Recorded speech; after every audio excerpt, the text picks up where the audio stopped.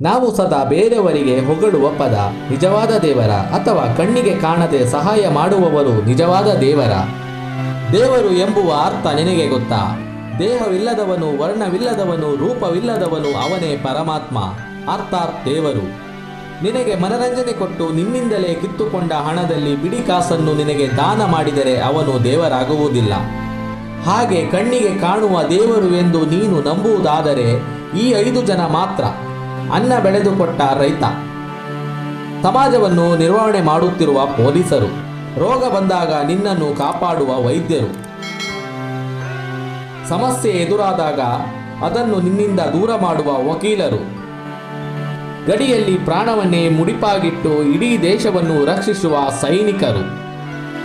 ಇವರನ್ನ ದೇವರೆಂದರೆ ತಪ್ಪೇನಿಲ್ಲ, ಏಕೆಂದರೆ ಹೆಜ್ಜೆ ಹೆಜ್ಜೆಗೂ ನಿನ್ನ ಜೀವನದಲ್ಲಿ ಇವರ ಪಾತ್ರ ಇದೆ.